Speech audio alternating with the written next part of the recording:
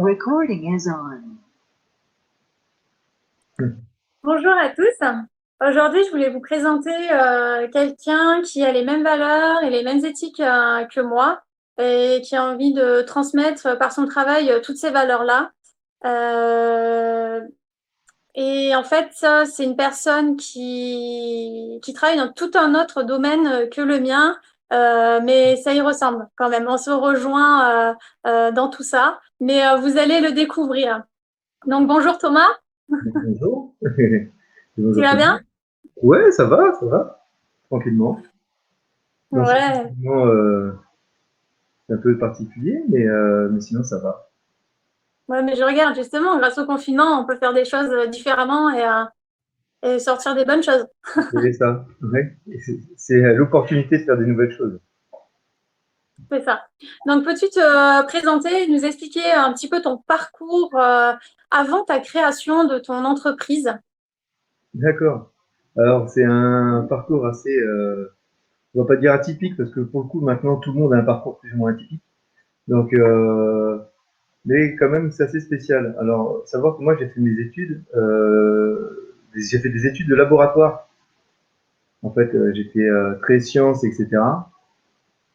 Jusqu'à ce qu'on ait passé le bac.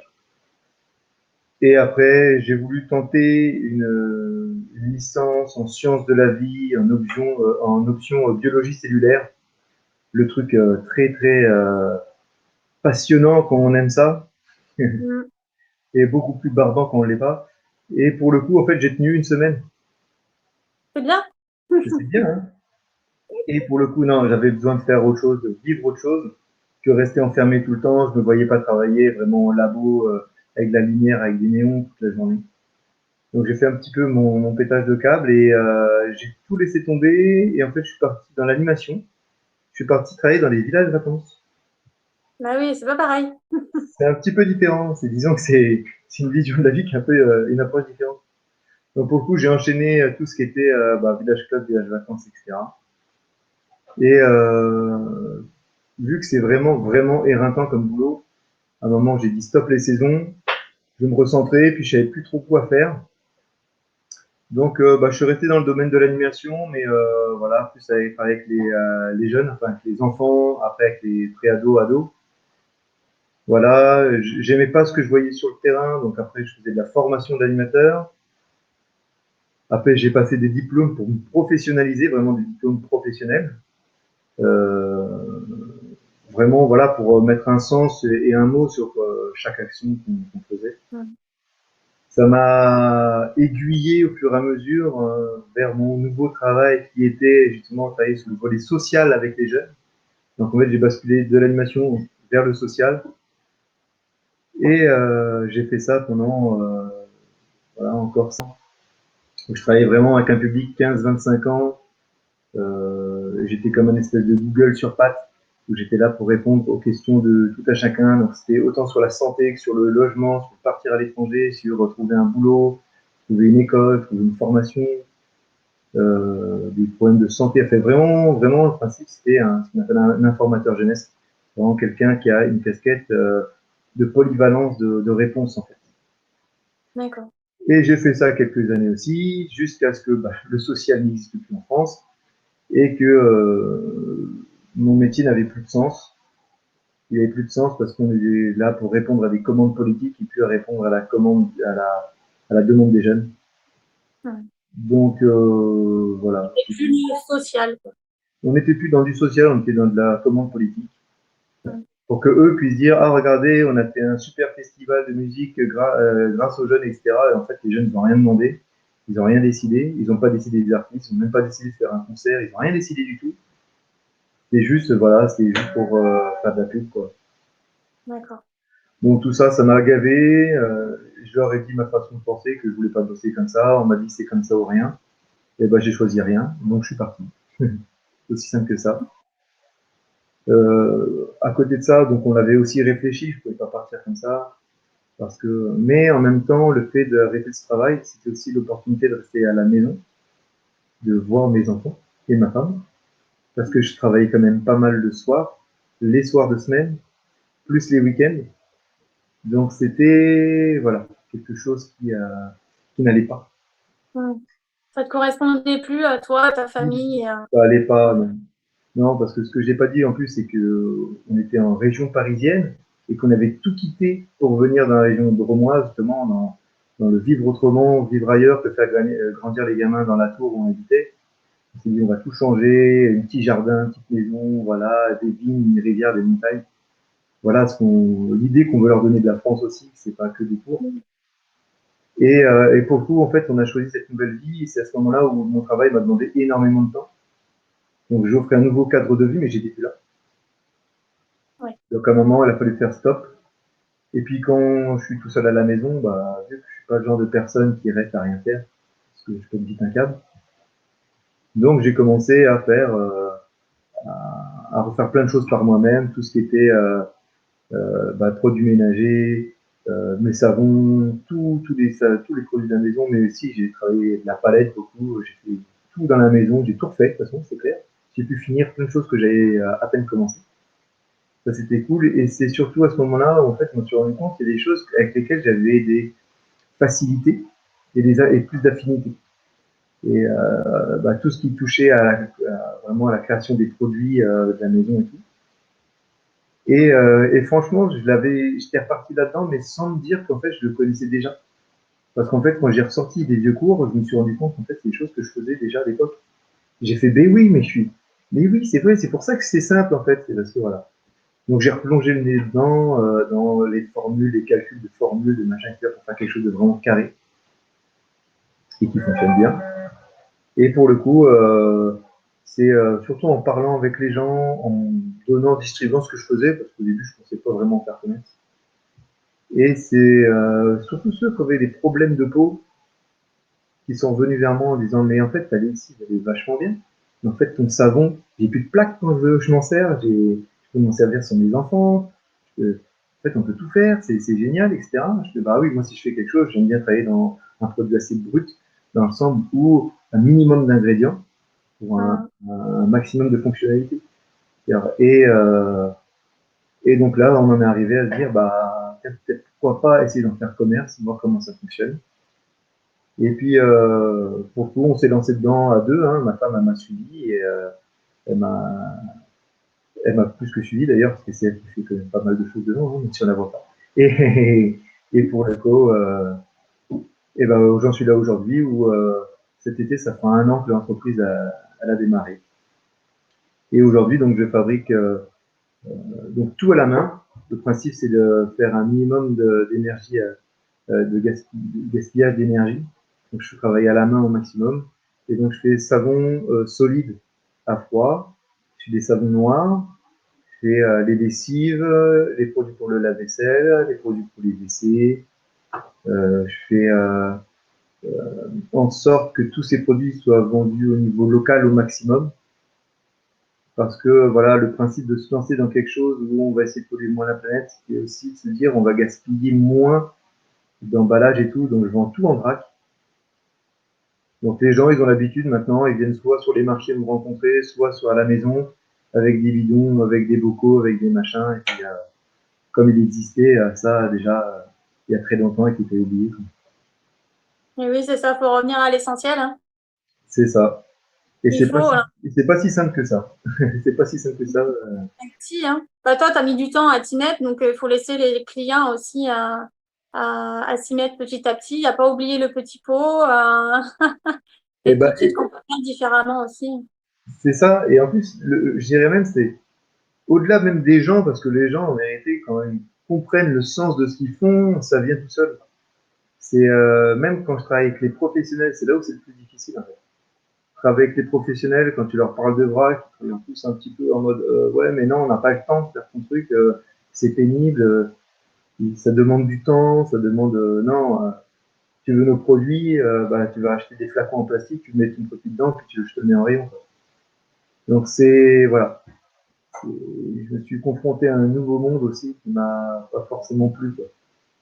Faut leur réapprendre en fait aux gens. Comme moi dans le végétal, les gens ne connaissent pas du tout, donc ça peut faire un petit peu peur. Et puis finalement, une fois qu'on se lance, c'est d'autres habitudes, c'est d'autres façons de faire, mais qui au final est 2 fois plus simple que ce qu'elle faisait avant. Ouais, Et beaucoup. c'est ça. Donc en fait, il faut rééduquer enfin, c'est pas péjoratif, mais il faut rééduquer un petit peu certaines personnes et leur montrer que finalement, c'est des bonnes choses, quoi. Et Bah, beaucoup plus. mais en plus, comme tu le dis, hein, c'est vraiment ça. Parce que la première chose que je vendais vraiment, c'était le savon, la lessive. Et, euh, et quand j'ai expliqué aux gens que ouais, le savon c'était pour le corps, ils m'ont regardé, ils m'ont fait mais non, le savon c'est pour se laver les mains. Je fais non, non, c'est un savon, c'est pour le corps, vous pouvez laver vos cheveux avec. Ils m'ont regardé en mode mais ben non, il y a du gel douche pour ça. Et oui, mais le gel douche, vous savez que c'est que des produits, c'est 100% de produits qui sont agressifs et qui abîment votre peau. En plus, ils mettent des parfums qui sont cancérigènes, justement, ils ont le droit de les utiliser. Et vous, vous aimez ça, bah, chacun son truc. Mais là, je vous propose un produit qui est nourrissant et qui ne sent pas, par contre. Enfin, qui a une odeur de savon, mais qui n'est pas d'odeur encore particulière. Les gens ils disent, ouais, mais ça va être compliqué de s'y lancer. Alors, certains osent le pas à s'y lancer. Certains disent, ah, moi j'ai réussi, mais les enfants, ils n'y arrivent pas. Enfin, tout ça, c'est vraiment une machine, comme tu dis, c'est une machine, c'est petit à petit. Mais il faut quand même se lancer. Il ne faut pas avoir peur de se lancer pour essayer de changer les consommations. Oui, ça, c'est sûr. Alors, pourquoi le nom vers chez soi? Alors ça, c'est le résumé, ça va être compliqué. Euh, En fait, c'est simplement que vers chez soi, c'est juste le nom, c'est même pas le nom de l'entreprise, c'est juste le nom de la marque qu'on voulait créer. C'est une marque qu'on voulait créer pour se dire, voilà, moi les produits que je vais vendre, je veux que les gens quand ils disent ah j'achète du vers chez soi, c'est vraiment quelque chose qui est engagé. En fait, engagé pas parce que c'est trop bio, parce que c'est trop nature, parce que c'est trop... Non, c'est des produits qui sont faits où on va regarder la traçabilité de tout ce qu'il y a dedans. Mhm. Et qui ne s'appuient pas sur des labellisations où des gens, ils ont juste déposé un chèque en disant tiens, tu me donnes le tel label, et qu'il y en a qui ont dit vas-y, c'est bon, maintenant que tu as payé tes 10 000 euros, tu peux l'avoir. Non, non, non, moi je ne suis pas du tout là-dedans. Moi, le principe, c'est de se dire voici mes produits, ils sont simples, ils sont naturels. Oh oui, ils sont naturels parce que je n'utilise que ça comme matière première. Et au-delà de ça, c'est même si j'utilise par exemple des huiles végétales qui soient d'origine biologique, j'ai pas forcément envie d'avoir l'appellation bio en fait sur mes savons. C'est pas quelque chose qui me parle à moi.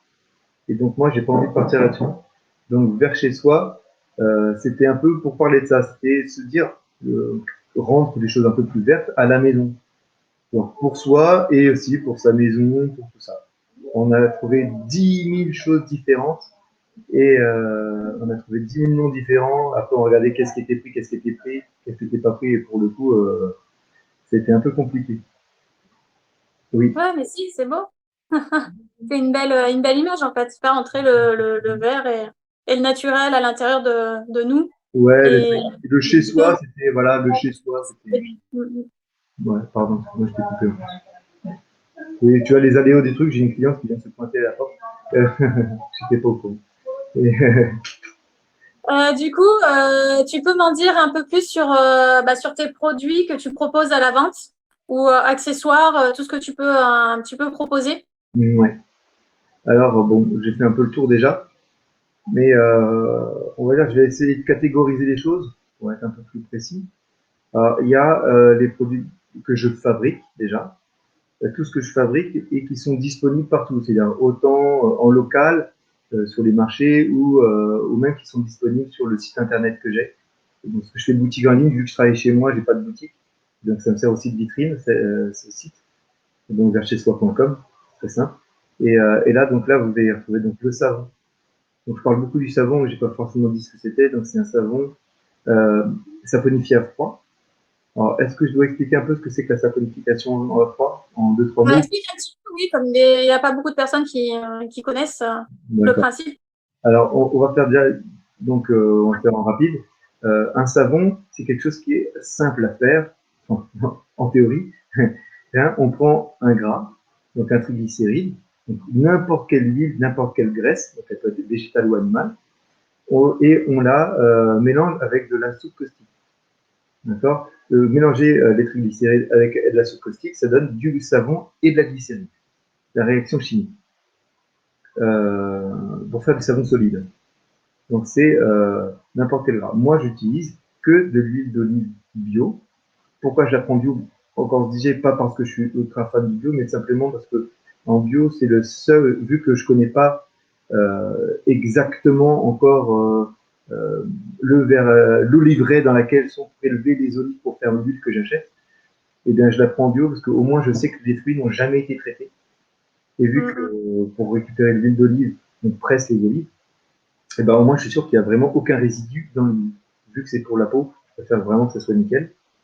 Donc pour le coup, c'est pour ça que je la prends bio. Donc là, c'est 100% huile d'olive végétale. La saponification à froid, donc c'est le principe, c'est de mélanger l'huile et la soude à la même température et que quand on mélange, le tout reste toujours en dessous 70-80 degrés. Il faut vraiment que ça reste en dessous. Le mieux, c'est rester en dessous 70 degrés pour faire en sorte que tout ce qui est nutritif, tout ce qui est vitamines et oligoéléments reste piégé dans le savon et qui reste justement nutritif. C'est-à-dire qu'on va s'en servir. Quand en fait, c'est un savon qui date de l'Antiquité. Dans l'Antiquité, ils se prenaient de l'huile d'olive, ils se badigeonnaient le corps, les cheveux, etc. Parce que c'est l'huile la plus riche qui existe en fait. Et faire du savon avec ça, c'est se donner cette capacité détergente, donc vraiment un pouvoir lavant, mais doux, hydratant et nourrissant. La différence avec un savon qui va être cuit, donc là c'est les savons saponifiés à chaud, donc eux c'est les savons par exemple pratiquement tous les savons que vous trouvez dans les supermarchés, et donc ils sont en général absolument pas nutritifs, et qui sont faits 100% à la ouate, c'est-à-dire que c'est fait avec du gras de bœuf ou du gras de porc. Et à côté de ça, sinon, le plus connu, le plus sain et le plus connu, c'est le savon de Marseille. Donc, c'est le savon qui est cuit. C'est-à-dire que c'est un savon où ils vont confronter encore l'huile et la soude ensemble, sauf que là, ils vont le faire cuire après pendant 15 jours. Ouais, au chaudron. Au chaudron, à 120 degrés pendant 10 jours. C'est rincé 4-5 fois à l'eau salée pour enlever les excédents de soude et ils enlèvent toute la glycérine aussi, comme ça, par ce biais-là. Donc, je vous explique pas parce qu'ils mettent énormément de soude dedans, parce que eux veulent que tout soit saponifié, mais après, vu qu'ils rincent, ils balancent tout dans la mer. Donc, le savon de Marseille, en soi, c'est un super savon, mais la fabrication du savon de Marseille est quand même plus polluante. Et ça, c'est le côté moins positif de ce savon-là, qui pourtant est un bon savon. Mais ils n'ont pas changé la fabrication depuis des années.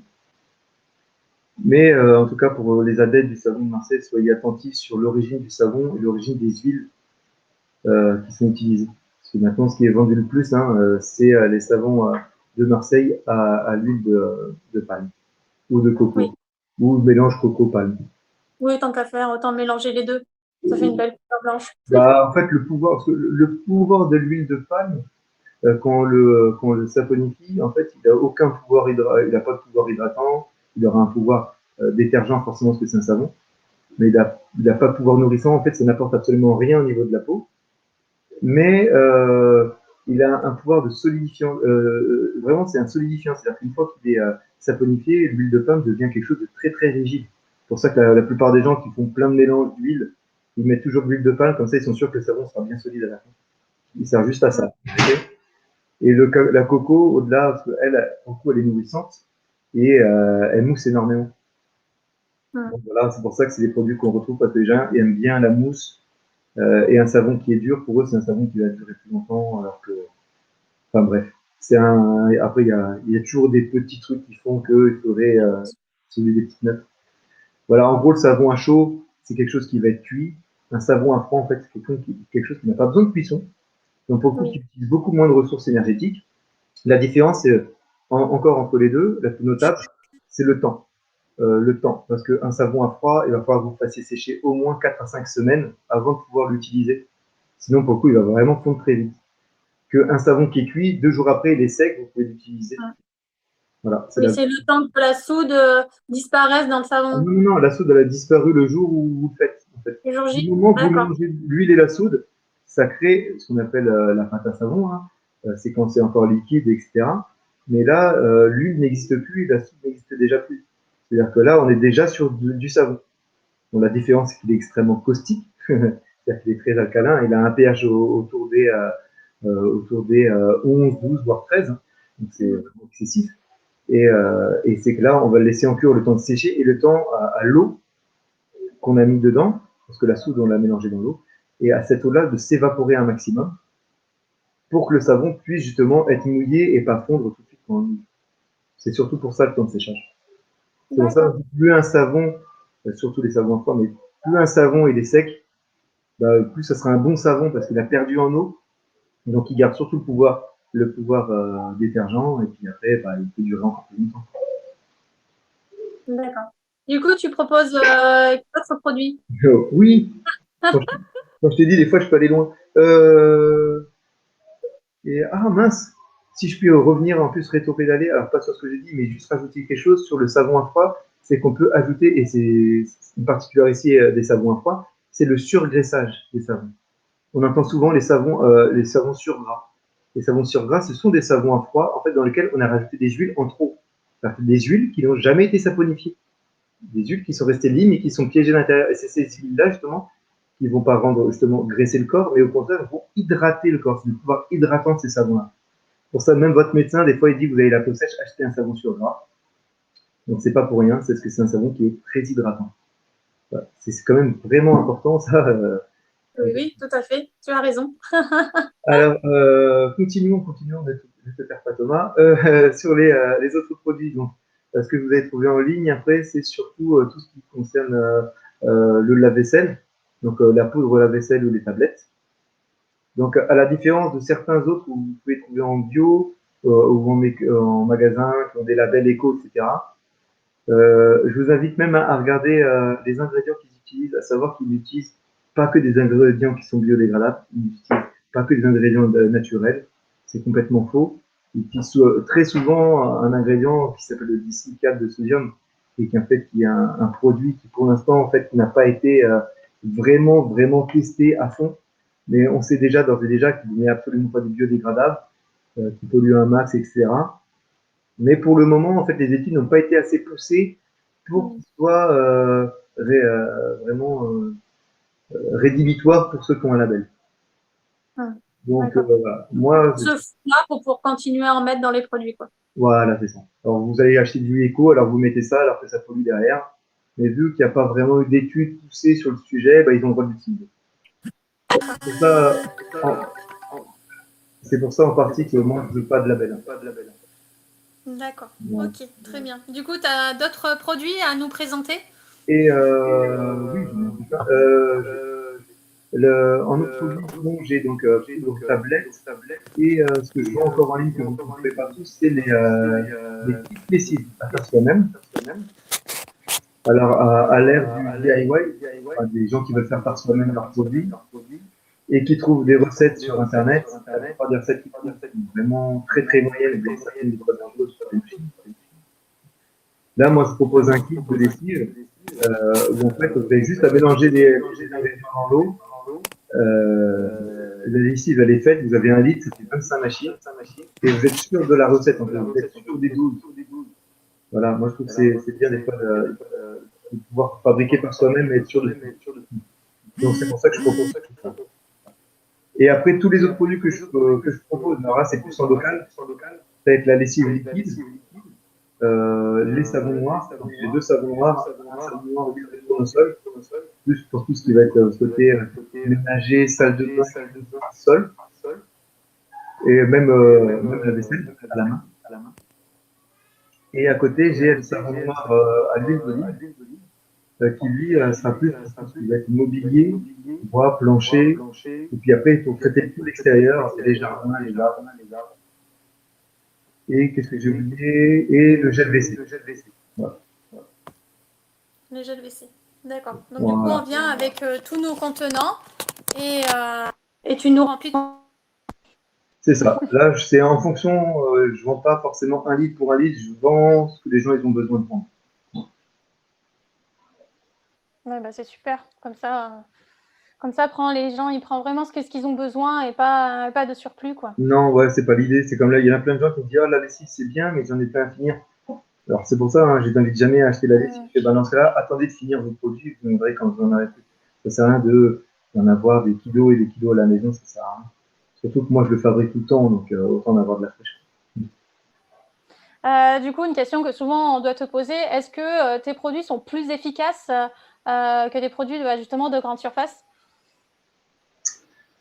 Alors ça, ce serait une question, je dirais que ça dépend du point de vue.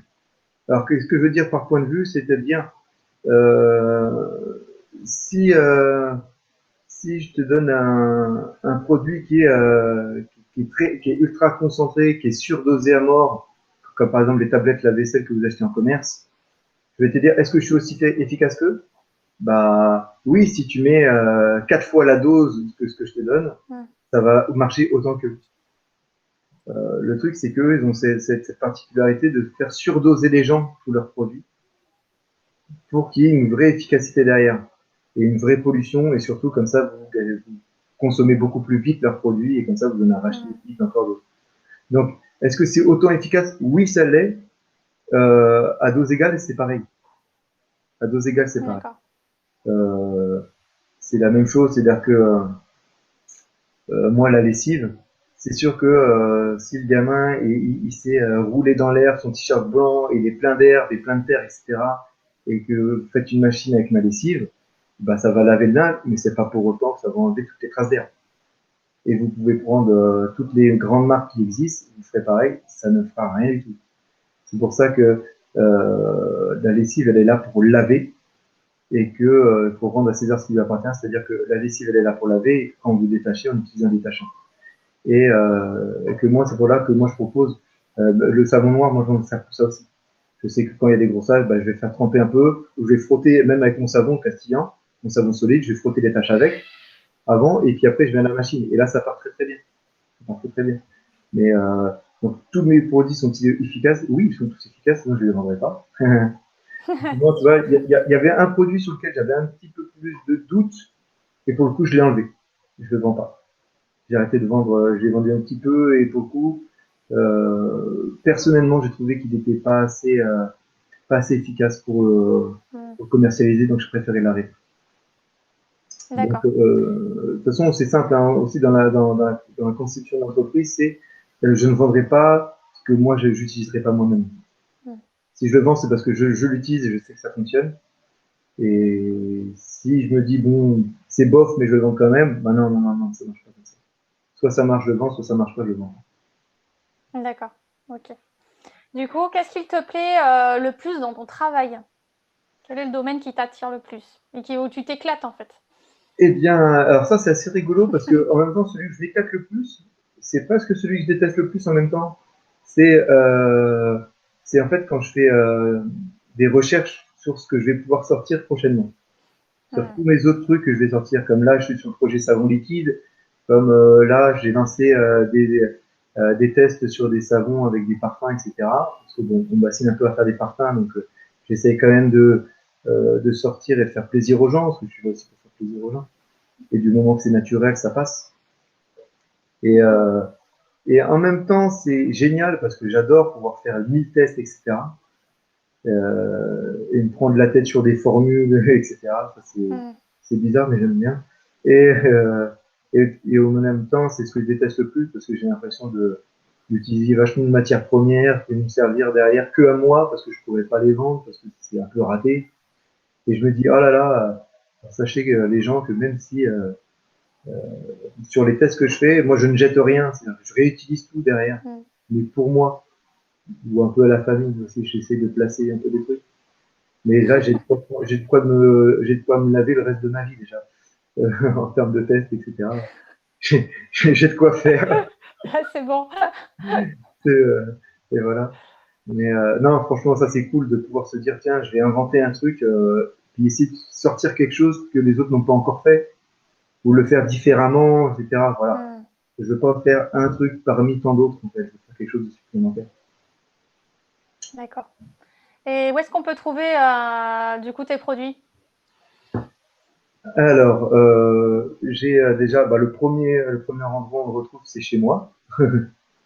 Simplement, hein, on me passe un coup de fil avant, on tape à la porte et voilà, et je vous Du coup, sers. tu te situes où? Parce qu'on n'a même pas dit. Ah, j'ai même pas dit, c'est vrai, j'ai même pas Eh dit. ouais. C'est à Pont de l'Isère, donc dans la Drôme, à côté de Valence, au-dessus de Valence. Et, euh, et sinon, le deuxième endroit où vous allez trouver encore plus facilement mes produits, c'est sur mon site internet. J'en ai parlé vaguement tout à l'heure, donc c'est verschezsoi.com, avec un petit trait d'union entre le chez et le soi. Et là, c'est vraiment la vitrine où je mets tous mes produits. Donc, j'ai parlé de tous les produits que je fabrique, mais il y a aussi ceux que je ne fabrique pas, des produits qui viennent de d'autres artisans, comme un porte-savon en bois massif ou une pochette de transport pour les savons, changer des boîtes en ferraille ou des boîtes en plastique. C'est une pochette en lin doublée exprès que même le savon mouillé, ça ne transporte pas. Ça, c'est une artisane de Pont d'Isère d'ailleurs qui me l'a fait. Donc voilà, j'ai plusieurs produits comme ça qui sont, qui sont disponibles. Tout est disponible sur le site. De toute façon, et c'est bien expliqué, le descriptif de tout. J'ai essayé avec ma femme justement qui m'a beaucoup aidé à les écrire ces descriptifs. Et pour être assez sincère et assez vraiment explicite sur ce qu'on vend. Ensuite, on me trouve sur les marchés. Alors pour le coup, là, j'en ai plus depuis un moment. Merci le confinement. Parce que les savons et la lessive et les produits ménagers ne sont pas des produits de première nécessité. Hein, Eh oui, sachez-le. faut pas se Hein, laver, c'est vrai. Surtout hein, se avec le laver, c'est virus, pas faut pas bien. se Laver laver. la maison et le linge, c'est pas bien, surtout quand il y a une pandémie, c'est cool. Et, et pour le coup, donc, quand j'aurai le droit de reprendre les marchés, pour l'instant, je fais le marché de Tournon-sur-Rhône et celui de Saint-Péret, qui sont tous les deux en Ardèche. Là, je pense que je vais en faire de nouveau. J'ai essayé de varier, de faire qu'une semaine sur deux chaque marché pour essayer d'en faire au moins 4 ou 5. Euh, donc c'est sûr que je ferai Tain, l'Ermitage. Après, je vais voir, je vais essayer de descendre un peu plus dans le sud parce que là-bas, ils n'ont pas du tout de point, ils n'ont rien du tout en fait qui soit dans ce que je propose. Donc pas d'artisans dans le coin. Donc je vais essayer de descendre un peu plus bas qu'Étoile, euh, vers Livron, etc. J'ai essayé de trouver quelque chose par là-bas. D'accord. Après, on peut te trouver, il me semble, tu as d'autres points de vente dans des magasins. Mais après, on peut te Exactement. voir sur ton site internet, c'est marqué dessus. Voilà, voilà. Là, je suis en train. D'ailleurs, il faut que je le remette à jour parce que j'en ai un nouveau là depuis aujourd'hui même que je suis allé livrer ce matin. Ah, super. Et, et donc pour le coup, il faut que je remette à jour là. Oui, donc sur mon site, donc j'ai une quinzaine de points de vente pour le moment, donc 100% local. Et et pour le coup, voilà. Ça. Et on me trouve aussi dans les AMAP. Et ça, c'est une chose qui est importante pour ceux qui ne connaissent pas les AMAP. Donc c'est des regroupements en fait de citoyens qui ont décidé de se monter en association. Donc c'est une association maintenant qui est nationale. Et il y a des petits regroupements où c'est des gens qui veulent faire travailler directement des producteurs. Donc c'est vraiment l'AMAP, c'est voilà, c'est un collectif en fait qui veut maintenir l'agriculture paysanne à la base. Et, euh, et en fait ils font travailler des producteurs qu'ils ont choisis parce qu'ils ont un coup de cœur, parce qu'ils savent comment ils travaillent. Il n'est pas forcément bio lui, mais il est raisonné, il pollue moins que certains bio. Il a une façon de travailler qui est vachement bien. Lui, il produit des œufs, il est bien, lui de la viande, lui du miel, lui des savons et de la lessive. Et voilà. Et c'est quelque chose qui est assez. Alors, c'est 100% local pour le coup, on est vraiment dans du local. Et ça fait des petits marchés privés. Voilà.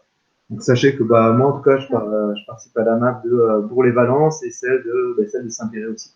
Mm. Voilà. Et d'ailleurs, coucou à ceux de Romans, si quelqu'un de la map de Romans a des contacts, parce que j'ai tenté de les joindre, mais je ne trouve pas les bons contacts pour essayer à trouver les bonnes personnes pour pouvoir essayer d'intégrer cette map-là, parce que j'ai eu pas mal de demandes du côté de Romans. Pour l'instant, j'ai pas pu les satisfaire. Bon, ben, la bouteille est lancée, hein, le message est lancé. Maintenant, il n'y a plus qu'à attendre. Ouais, ça fait ça. Quel est ton projet à moyen et à long terme? À moyen long terme, donc déjà à moyen terme, c'est d'essayer de survivre, survivre dans le monde de l'auto-entreprise. Hein, c'est pas simple. Déjà essayer de pouvoir faire vivre l'entreprise pour qu'elle puisse rester à flot, partager cette envie de faire voir qu'on peut consommer différemment et pas forcément pour plus cher, quoi. Oui, un savon, moi je le vends 5,50 €, mais le savon, il va vous durer plus d'un mois. Alors que Mm. votre gel douche, vous le payez à 3,50 €, 4 €, et puis il vous fait 2 semaines. Donc voilà, euh, c'est euh, c'est pas forcément plus cher et c'est des produits qui sont vraiment écologiques dans le sens n'ont pas d'effet néfaste ou minimum sur l'environnement et aujourd'hui, on a besoin de ça. Donc, pouvoir continuer à partager ces valeurs-là, ouais, ça, c'est ce que j'aimerais faire à court, moyen, long terme. Ensuite, développer ma gamme de produits encore à moyen terme. Et à long terme, j'aimerais avoir une boutique. Pourquoi pas une boutique en réel avec voilà. Après, moi, j'ai pas du tout comme ambition de devenir une multinationale avec 2000 employés, etc. C'est pas du tout le but. Effectivement, si j'ai assez de moyens pour m'acheter deux, trois machines juste pour pouvoir euh, euh, proposer une gamme de produits un peu plus importante et pour gagner du temps, je dirais pas non dans la suite. Mais le but, c'est pas d'embaucher 200 personnes et de monter une filiale où à la fin je travaille plus. Non, non, non, non. Le but, c'est de rester moi qui travaille. Si plus tard j'ai besoin d'aide et il faille que j'embauche, j'embaucherai. Je commencerai par ma femme déjà. Et, et puis après, on verra. Non, le but, c'est de rester petit. En fait. Le but, c'est de rester petit pour nourrir au niveau local, nourrir aussi la France ou l'Europe pour ceux qui ont envie absolument de goûter à mes produits. Je leur dirai jamais non. Mais voilà, le but, c'est vraiment ça, même à long terme. C'est de grossir, mais de rester moi-même. De garder mon identité. Ouais, c'est des belles valeurs. C'est beau, c'est un joli message que tu Après, partages. voilà. Ah si, et si, il y a un autre point important aussi, que c'est en cours de développement, donc on verra aussi en fonction de moi de mon avenir, mais de faire en sorte que toutes mes matières premières deviennent locales. Alors il y a des produits avec lesquels c'est pas possible parce qu'ils n'existent pas, il y a aucune production en France, donc je suis obligé de chercher un peu chez les Allemands, chez les Autrichiens, etc., ou en Belgique, mais il y a des produits où je vais pouvoir, là c'est en pourparlers, on va dire, même pour trouver des huiles, et même peut-être des nouveaux savons avec des nouvelles huiles qui seraient produits là, juste à côté de chez moi, en fait, qui seraient produites à Bourg-les-Valence, par Jardine Envie, par exemple, ou même des oliveraies de Distriferme de Tournon, avec ces oliveraies qui sont à Châteauneuf-sur-Isère, vraiment qui sont à Ah 2 oui. km, 3 km de chez moi. Et voilà, ça serait vraiment, franchement, pour moi, ça serait un petit peu l'apothéose, ce serait vraiment le truc où j'arrive à faire du 100% local. Et ça serait super. Ça, ce serait vraiment à long terme, ça serait vraiment formidable. Eh ben, pourquoi pas? C'est un joli message et ça serait des produits vraiment merveilleux que tu puisses partager. Mm. Voilà. Est-ce que tu avais d'autres envies, d'autres souhaits à nous partager? Pour le coup, tout de suite, je pense que j'ai déjà été bien bavard. Un petit peu, c'est pas grave. On te connaît. Mais non, pour le coup, là, pour l'instant, j'ai pas forcément de choses supplémentaires à dire. N'hésitez pas à aller consulter le site où vous avez un petit peu mon histoire, l'histoire de ma famille, l'histoire du savon. Il y a plein de choses. J'ai fait un petit blog aussi où il faut pas hésiter à jeter un œil dedans. Il y a quelques infos qui peuvent être intéressantes, comme simplement lire quand on va acheter un produit cosmétique. Hmm. Il y a des étiquettes et comment je lis ces étiquettes. Vous avez fait un article de blog qui vous explique et qui vous apprend à comment on les lit, ces étiquettes, qu'il n'y a pas que du charabia scientifique, et justement que tout le monde, ça doit être pour tout le monde. Donc voilà, n'hésitez pas à aller consulter, à revenir vers moi, Messenger, par texto, par WhatsApp, par n'importe quoi, par téléphone, par mail. J'essaie d'être disponible au max quoi, pour pouvoir répondre à toutes les questions. Bon, bah, très bien.